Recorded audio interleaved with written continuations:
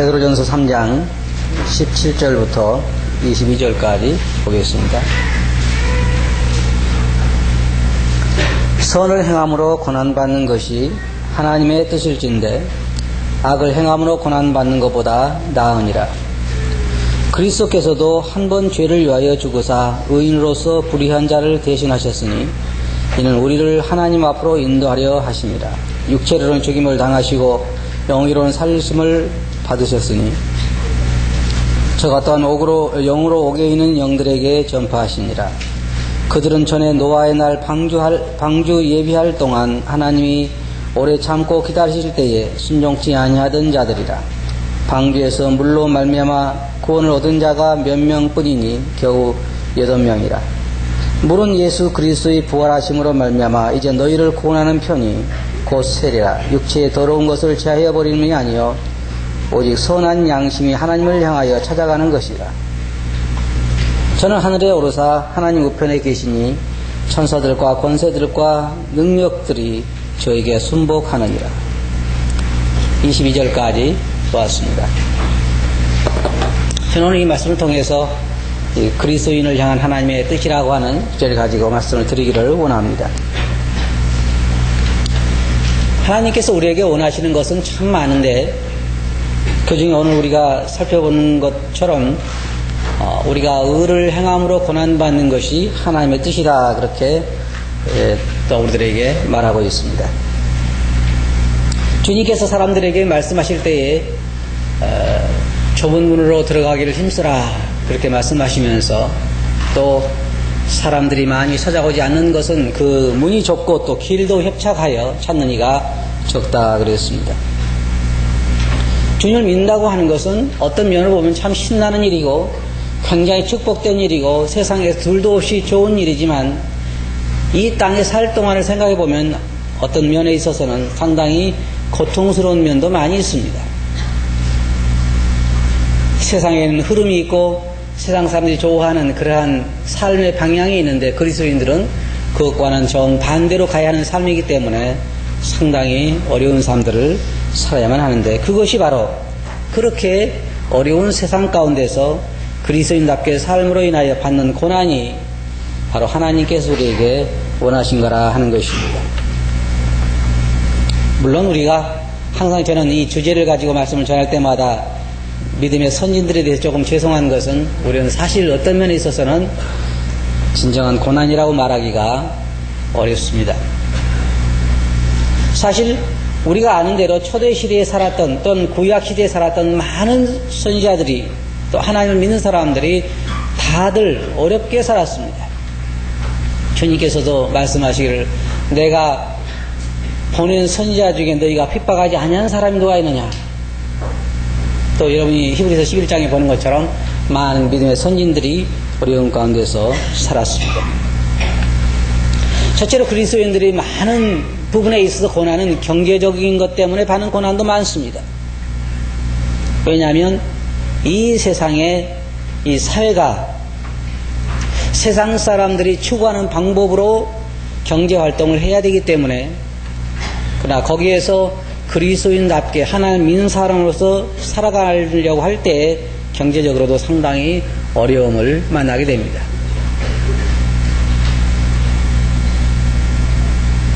지금 동남아 지역의 그 미얀마 같은 나라에도 보면은 사람들의 수입이 예를 들어서 정부에서 주는 월급이 한 달에 10만 원이라 그러면 부수입으로 오는 수입이 보통 30만 원, 40만 원 정도 되는데 그러니까 훨씬 부수입이 많잖아요. 근데 대부분 그 부수입이 정직하지 못한 방법으로 오는 수입들입니다.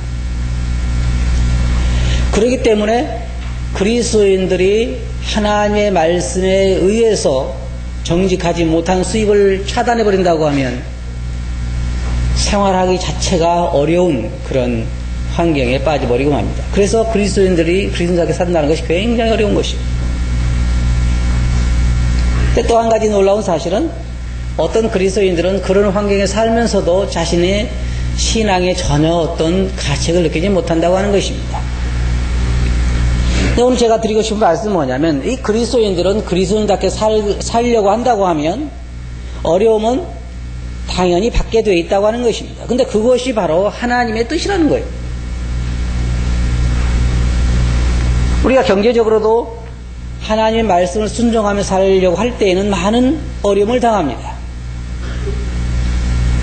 그리고 또한 지금 세상이 얼마나 이 질병도 많아서 그리스도인들 가운데도 많은 사람들이 육체의 건강이 좋지 않아서 어려움들을 당하고 있고, 특별히 여기서 우리가 살펴볼 수 있는 것은 사람들로 인해서 오는 어려움들이 많습니다. 예를 들자면 우리가 하나님을 믿는 것 때문에 당하는 고난이 참 많아요. 사람들이 악한 사람들 가운데서 선하게 사는 것이 굉장히 어려운 것입니다. 직장에서도 아마 여러분들이 실질적으로 생활을 해보시면 믿는 사람으로서 살기가 얼마나 어려운가를 잘 아실 것이에요. 모두가 다 회식 자리에 모여 있는데, 특별히 요즘 그렇죠. 요즘에 이 연말이기 때문에 크리스마스 연말 그래가지고 회식 자리가 많을 거예요. 그런데 그리스도인들이 제일 고통스러운 데가 언제냐면 이런 회식 자리가 많을 때 거기에 함께 참여해서 그들과 함께 한다고 하는 거예요. 다들 술 마시고 하는데 혼자 한쪽에 앉아서 콜라만 마시고 앉았기가 힘들잖아요. 그리고 사람들의 눈총이 뭐라 그래요? 따라오지 말지. 왜 따라오기는 해가지고 콜라만 먹고 있다느니 아니면 귀한 안주만 축내고 있다든지. 이 그리스도인들이 특별히 이런 연말을 만나서 신앙을 지킨다고 하는 것이 참 쉽지 않아요. 그리고 뭐라 그래요? 다른 내가 보니까 어떤 사람이 그랬다 그래요. 예수 믿고 나서 이제 술을 끊었는데 직장 동료들이 괜찮다. 한 잔씩 마셔도 괜찮다. 내가 아는 사람 보니까 그 사람들은 포도주는 마시는 것 같더라. 어떻게 아냐 했더니 그 교회에서 주일마다 포도주를 사가는데, 주일마다 포도주를 왜 사가겠어요? 성만찬 하려고 이제 포도주를 사가는데 그 사람들은 포도주도 한 잔씩 하는 것 같더라. 그러니까 포도주는 괜찮으니까 한 잔 해라. 그렇게 요구하는 사람 참 많아요. 그래서 그런 경우에 우리가 이 직장 생활 하기가 참 쉽지 않습니다. 그래서 많은 사람들로부터 따돌림을 받고 눈총을 받고 어려움을 만나는데, 이것이 바로 그리스도인들이 지불해야 할 대가입니다. 또 어떤 사람들은 사업을 하기 위해서는 뇌물을 주고 청탁을 해야 되는데 그런 일 때문에 참 어려움을 만난다고 합니다. 세상이 어떻게 그렇게 될 수 있느냐? 어떻게 기름을 치지 않고 기계가 돌아가겠느냐? 그렇게 말하죠. 이게 아주 좋은 말로.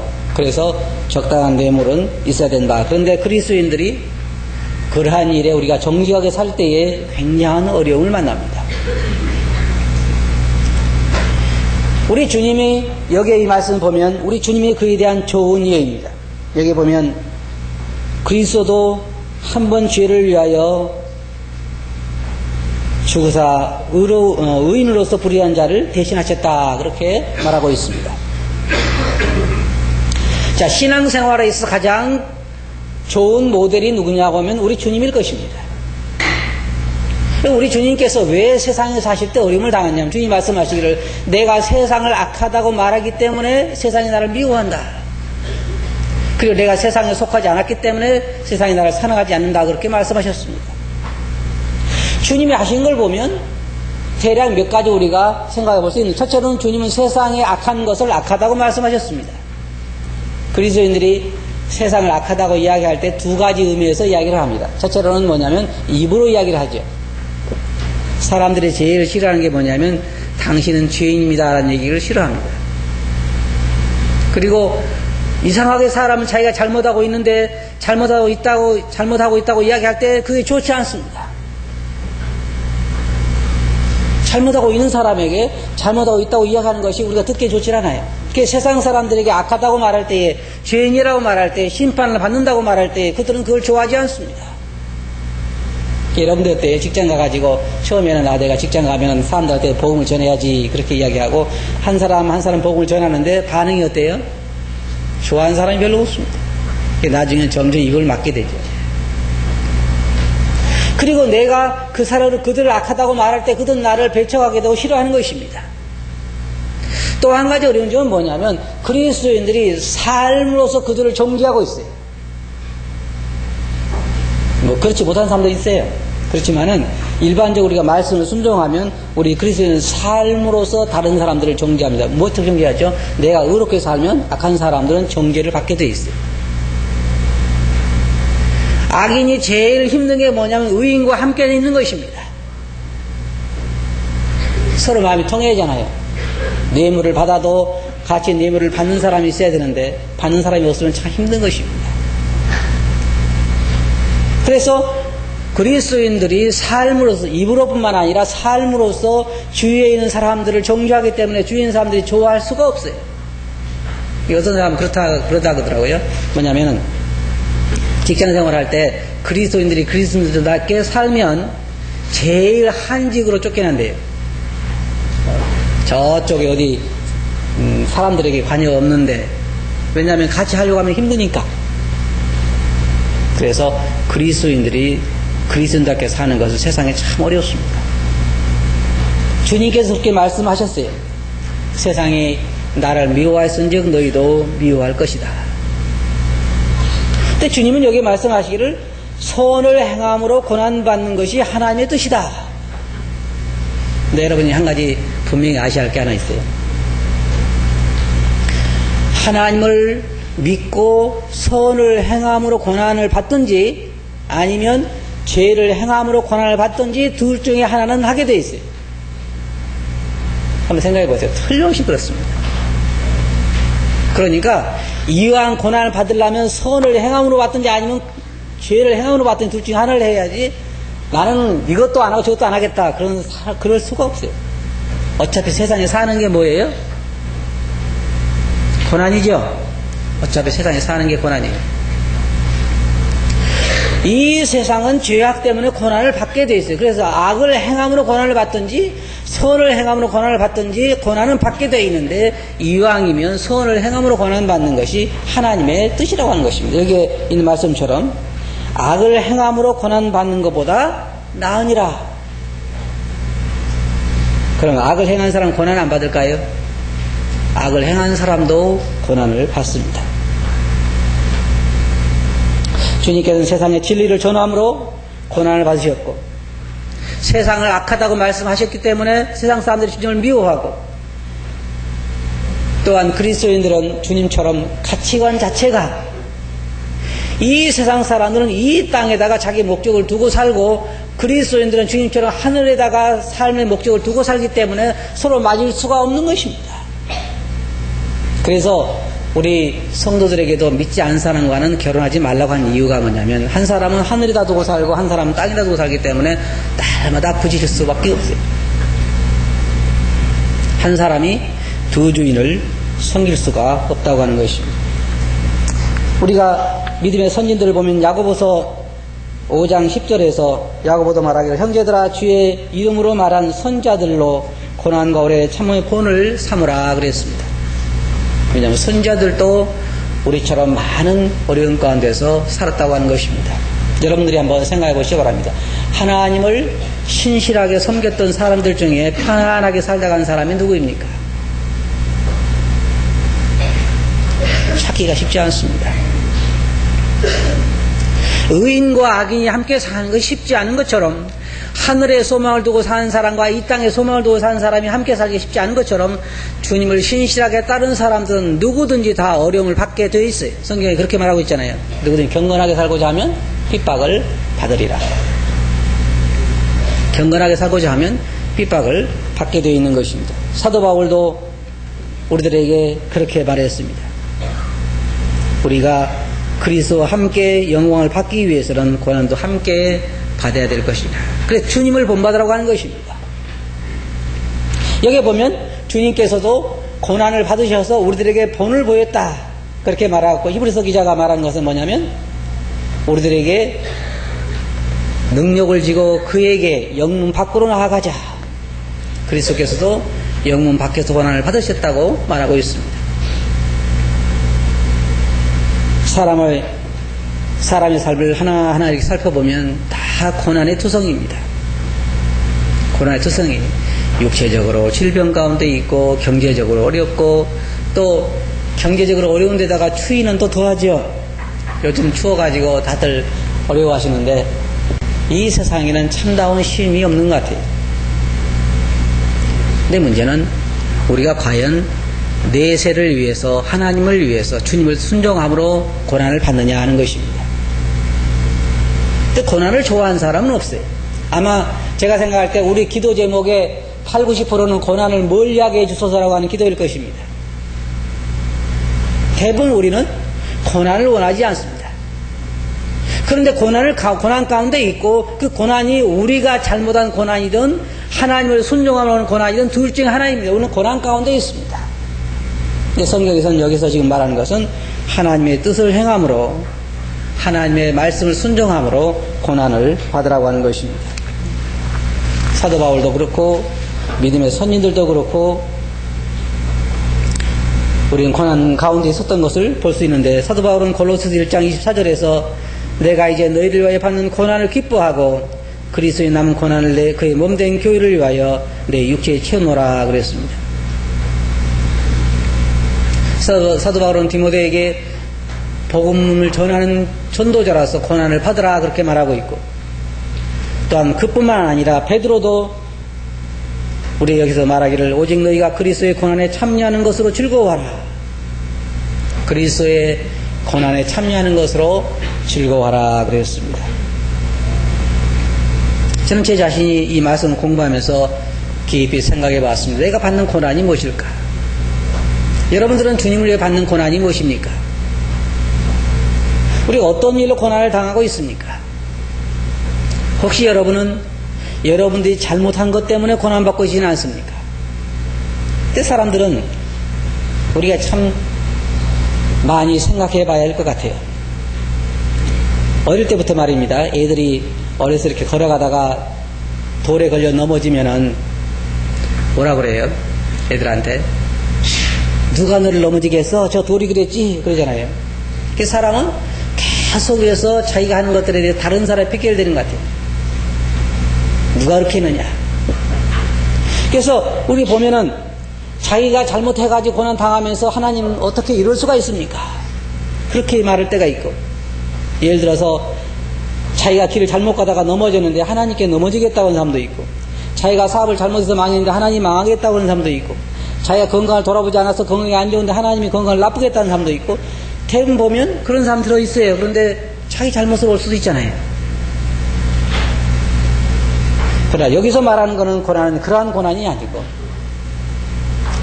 하나님의 말씀을 순종함으로 오는 고난을 말하는 것이요, 의롭게 살기 때문에 받는 고난을 말하는 것이요, 우리가 전도한다든지 영혼들을 구원하는 일에 함께 동참으로 받는 고난이라든지 그런 고난들을 통해서 받는 고난을 말하는 것입니다. 그런 고난을 받는 것이 하나님의 뜻이다. 그 다음에 말씀 보면 여기에 옥에 있는 영들에 대해서 말하고 있는데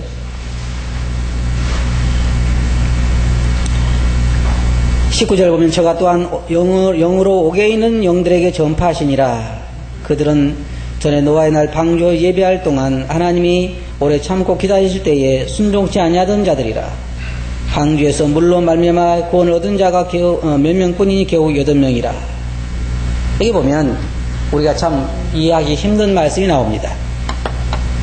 물론 여기에는 두 가지 해석이 있습니다. 하나는 이 사람들은 전에 노아 시대에 하나님께서 노아를 통해서 복음을 전했다고 보는 그런 학자들이 있고, 또 하나는 주님께서 십자가에 돌아가셨을 때에 그 영혼이 이 옛날에 노아 시대에 죽은 그 영혼들에게 가서 자기의 승리를 선포하셨다고 보는 그러한 학자들도 있는데, 정확하게 어느 것인지는 우리가 가서 한번 사도 바울 베드로에게 물어보면 아마 정확하게 대답을 해줄 거라고 생각을 합니다. 저도 정확하게 이게 무슨 말인지 잘 몰라요. 이런 해석도 있고 저런 해석도 있지만, 그러나 한 가지 우리가 분명히 알 수 있는 것은 뭐냐면,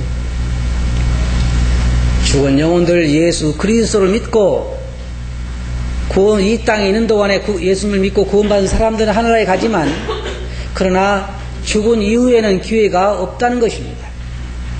여기에 지금 이 옥에 있는 영혼들에게 예수님께서 가서 그들에게 복음을 전했다고 하는 해석은 잘못된 것입니다. 때때로 그렇게 해석하는 사람들이 있지만은 그러나 절대로 죽은 이후에는 다시 구원받을 기회가 없습니다. 성경의 전반적인 가르침입니다. 구원이라고 하는 것은 이 땅에 있는 동안에 우리가 예수 그리스도를 믿을 수 있는 것이지 죽은 이후에는 기회가 없어요. 그래서 죽은 자를 위해서 하는 모든 것은 헛된 것입니다. 그리고 또한 은혜의 때가 마감되면 아무도 구원을 얻을 수가 없습니다. 그 다음에 말씀에 보면 이제 침례에 대해서 나오고 있는데 이것도 역시 우리로 하여금 우리의 삶에 대해서 돌아보게 하는 말씀입니다. 물은 예수 그리스도의 부활하심으로 말미암아 이제 너희를 구원하는 편이 곧 세례라. 육체의 더러운 것을 제어버림이 아니요 오직 선한 양심 하나님을 향하여 찾아가는 것이라. 자, 여기에 이 말씀도 우리가 지금 보는 말씀을 많이 가르쳐주고 있습니다. 그래서 세례를 받을 때에 물속에 이렇게 잠깁니다. 그것은 뭐예요? 우리가 예수 그리스도와 함께 죽습니다 하는 것을 말하는 것이죠. 그 다음에 물에서 올라올 때는 예수 그리스도와 함께 부활을 하는 것을 상징적으로 보여주고 있는 것입니다. 근데 여기 있는 것처럼 세례라고 하는 것, 침례라고 하는 것은 절대로 우리 죄를 사하는 것이 아닙니다. 물이 우리 죄를 씻을 수는 없습니다. 어떤 사람들은 침례를 받음으로 마음을 새롭게 함으로 새로운 삶을 살아간다고 생각하는데 그렇게 되는 건 아닙니다. 물이 절대로 우리를 깨끗하게 해주는 건 아니에요. 물은 우리가 예수 그리스도와 함께 묻히고 다시 부활하는 것을 상징적으로 보여주는 것입니다. 그런데 여기서 우리가 살펴보기를 원하는 건 뭐냐면 이제 물 속에서 나올 때에 우리의 선한 양심이 하나님을 향해 찾아가는 거라고 하고 말하고 있는데 다른 말로 말하면 우리가 이제부터는 우리의 삶을 하나님의 영광을 위해서 사는 것입니다. 그럼 하나님의 영광을 위해서 사는 게 무엇이냐? 다시 말해서 선을 행함으로 고난받는 것이 하나님의 뜻이라고 하는 것이에요. 이제 우리가 예수 그리스도를 믿고 침례 받았다고 하면 모든 사람 앞에서 공포하는 것입니다. 이제는 내가 아니라 내 안에 그리스도께서 사신 것입니다. 이제 나는 죽었습니다. 우리가 두 가지 면이 있죠. 하나는 뭐라고 말하고 있습니까? 나는 예수 그리스도와 함께 죽었다. 다들 그러시죠? 안 죽었어요? 아무도 안 죽었네. 죽고 이제는 내 안에 그리스도께서 사신 거라고 하는 말은 무슨 말이냐면 이제는 나를 위해 사는 것이 아니라 나를 대신하여 죽으신 그리스도를 위해서 사는 거라 그 말입니다. 만일의 경우에 여러분들이 지금 이 순간에도 여러분 자신들을 위해서 산다고 하면 그리스도인이 아닙니다. 제가 말한 것은 구원받지 못한 얘기가 아니라 그리스도인답게 살지 못한다고 하는 말입니다. 사도 바울이 말한 것처럼 이제는 우리가 살아도 주를 위해 살고 죽어도 주를 위해 죽나니 그럼 우리가 사나 죽으나 주의 것이로다. 그래서 구원받은 모든 사람들의 마음속에는 오로지 뭐가 있냐면 어떻게 하면 하나님께 영광을 돌릴 수 있을까? 어떻게 하면 예수 그리스도에게 영광을 돌릴 수 있을까? 이것이 그들의 마음을 지배하고 있어야 하는 것이 어떻게 하면 내가 편하게 어떻게 하면 세상에서 부하게 살까? 이것이 아니라 어떻게 하면 내가 주님에게 영광을 돌릴 수가 있을까? 이게 그리스도인의 삶의 목표가 되어야 하는 것이에요. 그렇지 않다고 하면 우리는 헛사는 삶을 살 수밖에 없습니다. 근데 그게 뭐냐면 그렇게 산다고 하면 다시 말해서 내 마음속에 사도 바울이 말한 것처럼 죽어도 주를 위하여 죽고 살아도 주를 위하여 산다고 하는 그런 삶을 살게 되면 다시 말해서 내 삶의 방향이 주님의 영광을 위해 사는 삶이 되면 그 삶은 자동적으로 고난을 받게 되어 있다는 말입니다. 어떻게 하느냐고요? 한번 해보시면 알아요. 내 삶을 살아가는 데 있어서 사업을 하는 데나 가정생활이나 사회생활이나 직장생활이나 모든 삶에 있어서 내가 하나님 말씀 주님께 어떻게 하면 영광을 돌릴까 하는 걸 가지고 살아가면 고난을 받게 되어 있어요. 여기서 이 말하는 의미도 거기에 있는 것입니다. 선을 행함으로 고난받는 것이 하나님의 뜻이다. 그런데 그리스도를 위해서 살아가는 삶은 고난을 받게 되어 있어요. 왜냐하면 주님의 삶이 그것을 증명해주고 있는 것입니다. 이 땅에 계신 주님의 삶이 어떻습니까? 주님은 이만큼도 자기를 위해 살지 않았습니다. 누구를 위한 삶이었습니까? 하나님 아버지를 위한 삶이었습니다. 그리고 여러분과 저를 위한 삶이었습니다.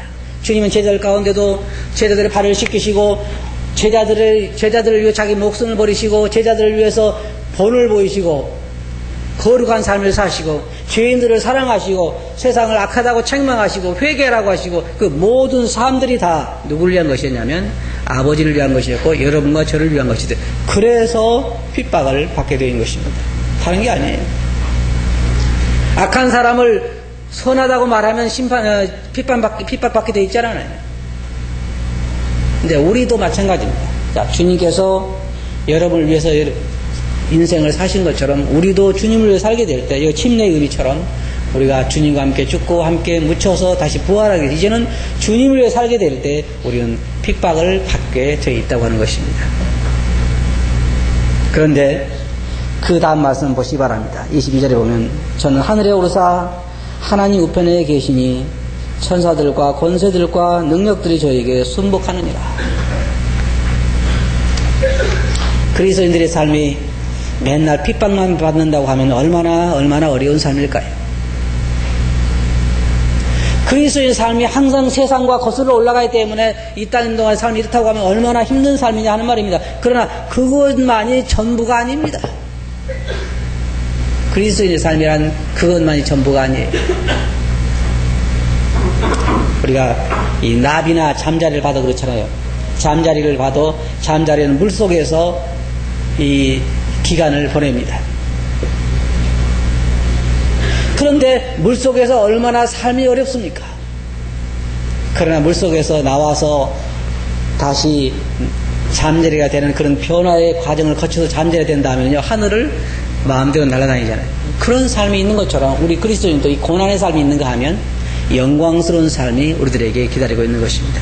그리스도가 그의 좋은 예입니다.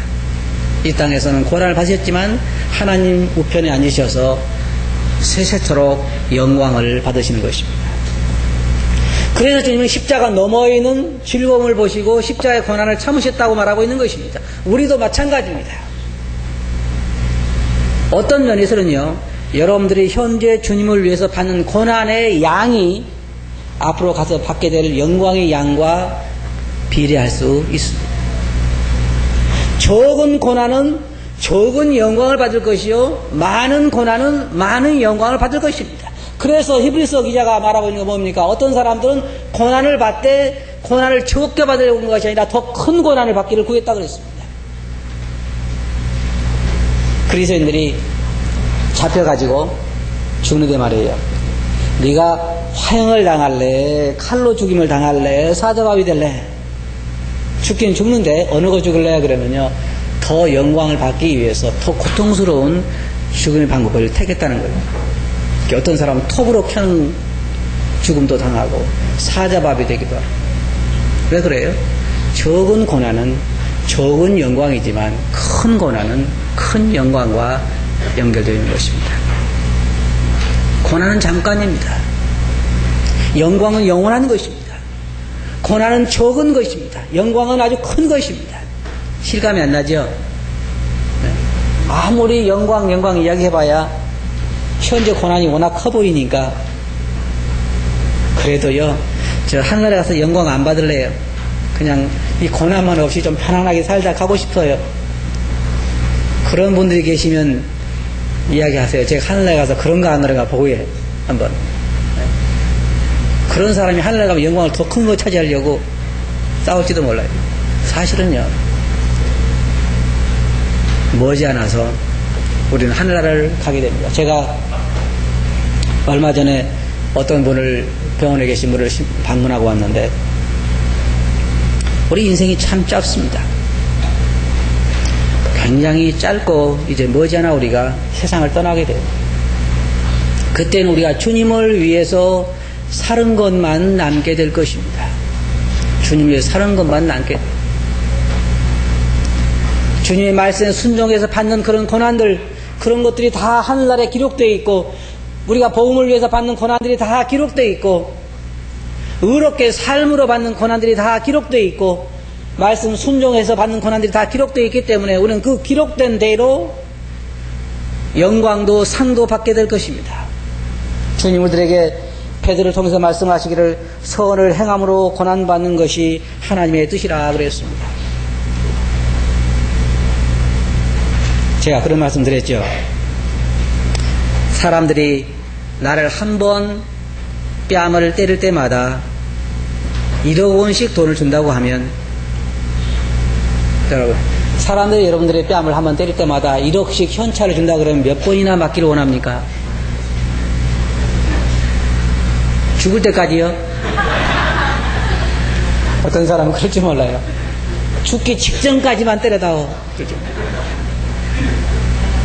하늘나라에 가면요, 여러분들이 당한 모든 고난에 대해서, 눈물에 대해서 하나님께서 보상해 주실 것입니다. 영원토록 없어지지 아니하는 그러한 상급으로 말입니다.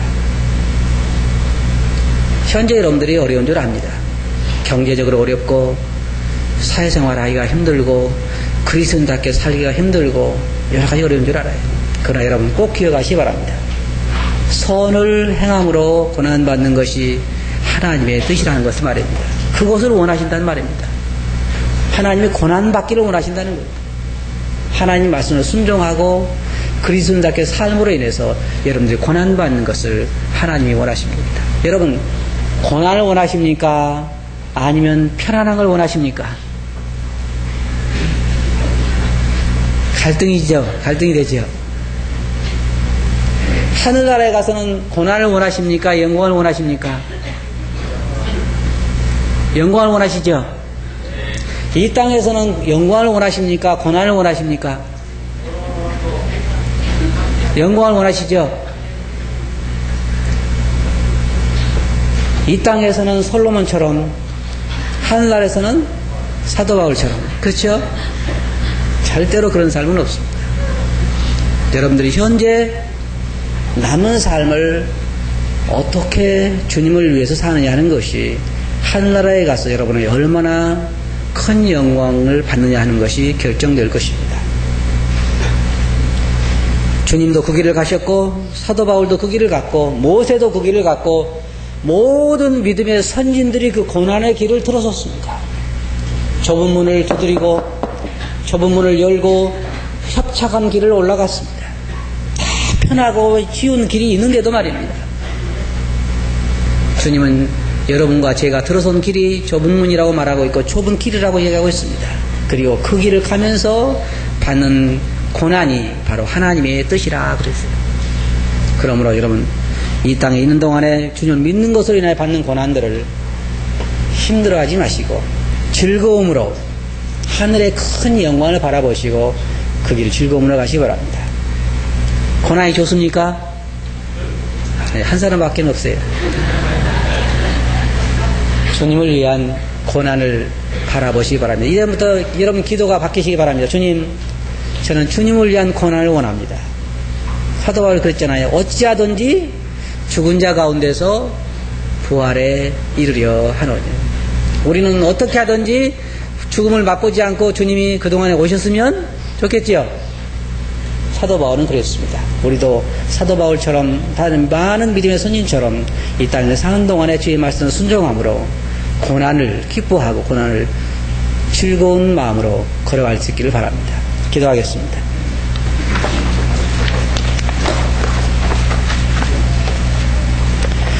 거룩하신 아버지 하나님, 베드로를 통해 저희들에게 의를 행함으로 고난받는 것이 하나님 뜻이라고 하는 말씀을 살펴보았나이다. 주님께서 저희들을 앞서가시면서 그 좋은 본을 보여주셨고 삶이 어떻게 해야 하는가, 어떠해야 하는가를 삶으로 친히 보여주셨고 베드로나 믿음의 선진들이 보여준 삶도 또한 하나님 말씀 순종하고 고난받는 삶이었던 것을 보면서 주님, 저희들도 그러한 길을 가게 해주시기를 구합니다. 저희들이 처한 환경 가운데서 요셉처럼 다른 믿음의 선진들처럼 주님 말씀을 순종함으로 고난을 차치할 수 있도록 저희들의 마음을 주장해 주시옵소서. 들은 말씀 주께 의지하고 예수님 이름으로 아버지께 감사하며 기도합나이다.